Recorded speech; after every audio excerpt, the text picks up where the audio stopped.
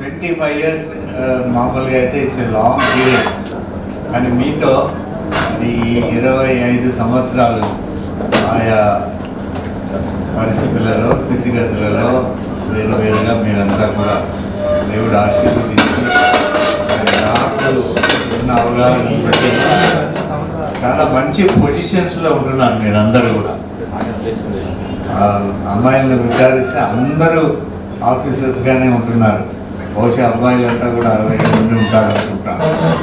మరి మీ మట్టుకు మీరు ఈ రీతిగా అభివృద్ధి చెందడం, ఉన్నతమైన స్థితి చేరుకోవడం, మరి మంచి ఒక పొజిషన్లో ఉండడం ఒకటి దేవుడు చేసిన మేలు, రెండవది కళాశాల నుంచి మీకు వచ్చిన ఆశీర్వాదం అని కూడా నేను అనుకుంటున్నాను. కోర్స్ కాలేజ్ ఈ సీడెడ్ డిస్ట్రిక్ట్స్లో 4 జిల్లాలలో పేరున్న కాలేజ్. ఒకప్పుడు 2400 మంది స్టూడెంట్స్ ఉండినటువంటి కళాశాల. మరి ఆ కళాశాలలో చదువుకునే ఆధిక్యత మీకు దక్కింది. మీకు టీచ్ చేసే అవకాశం మాకు కూడా దక్కింది. I enjoyed my teaching. నా మట్టుకు నేను టీచింగ్ చాలా లైవ్లీగా, ఆకర్షణీయంగా, సంతోషంగా టీచ్ చేశాను. మరి ఇప్పుడు గమనిస్తే 25 years తర్వాత మిమ్మల్ని అందరినీ డియర్ స్టూడెంట్స్ అని పిలవాలా, లేకపోతే డియర్ ఆఫీసర్స్ అని పిలవాలా, ఫ్యామిలీ అని పిలవాలా, లేకపోతే మీరు ఉన్నటువంటి పరిస్థితిని బట్టి మిమ్మల్ని అందరినీ కూడా మొట్టమొదటిగా అభినందిస్తున్నా. నేను గమనించింది ఏంటంటే ఇక్కడ ఉన్నటువంటి మీరందరూ కూడా కొంతమందికి హెయిర్ తెల్లగయ్యాయి.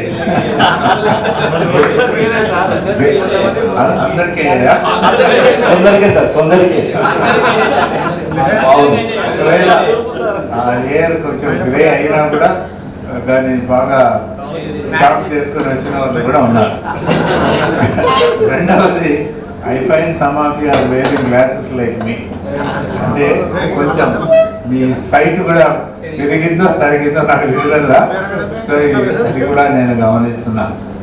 మూడవది, మరి మీరు అందరూ కూడా ఒకప్పుడు స్టూడెంట్స్గా మేము బోర్డు వైపు తిరిగి రాస్తుంటే గుసగుసలాడేవారు, చిన్నగా మరుమరి. ఇప్పుడు నేను గమనించింది ఏంటంటే మీరు చాలా గట్టిగా మాట్లాడుతున్నారు. దీనికి 2 కారణాలు.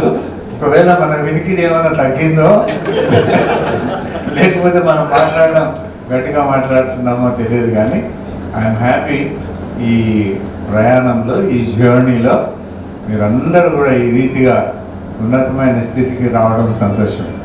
మరి నా మటుకు నేను ఇంగ్లీష్ లాంగ్వేజ్ టీచ్ చేసిన ఆధిక్యత ఉండింది.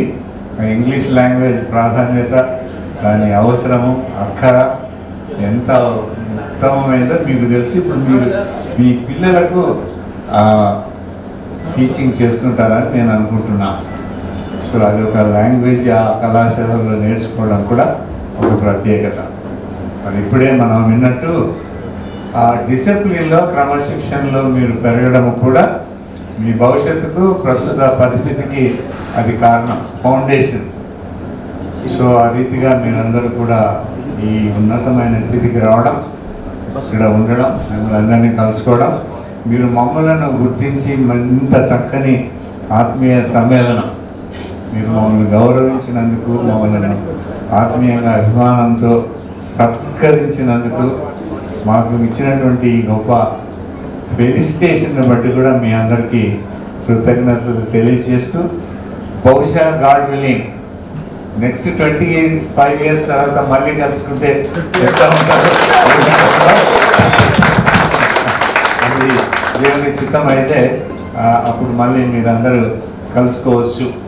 God will give you a great future, bright future. మీ ఫ్యామిలీస్ అంతా పిల్లలకు దయచేసి నా సలహా ఏంటంటే, ట్రైన్ యువర్ చిల్డ్రన్. మీరు ఎలా క్రమశిక్షణలో పెరిగినారో అలాంటి క్రమశిక్షణలో మీ పిల్లల్ని పెంచండి. వారికి ఒక ఉజ్వలమైన భవిష్యత్తుకు మీరు మోడల్స్గా ఉండండి. రోల్ మోడల్ ఎవరంటే పేరెంట్స్ అండి. పిల్లల పరిస్థితికి కారణం తల్లిదండ్రులే. కాబట్టి మీరు రోల్ మోడల్స్గా మీ పిల్లలకు మీరు మోడల్గా ఉండి వాళ్ళని పెంచి పెద్ద చేయండి. కోర్స్ కళాశాలను మర్చిపోవద్దండి. కోర్స్ కళాశాల ఇది hallmark of Kurnool city. Kondareddy bridge అని అంటారు కానీ దాని పక్కనే ఉంది మనది. ఆ ఫోటో మీరు చూస్తే అది ఒక గొప్ప కళాఖండం. అంత లేదే 2-3 షూటింగ్స్ జరిగాయి మన కళాశాలలో. అది ఊరికనే జరగలేదు, వాళ్ళు దాన్ని గుర్తించి అక్కడికి వచ్చి పిక్చరైజేషన్ జరిగింది. అక్కడ మీరు జరిగినారు. అది మీకు దేవుడిచ్చిన ఆధిక్యత. ఉజ్వలమైన భవిష్యత్తు మీకు ఉండాలని కోరుకుంటూ చేసిన గౌరవానికి సత్కారానికి ధన్యవాదాలు తెలియజేస్తూ ముగిస్తున్నాను. God bless.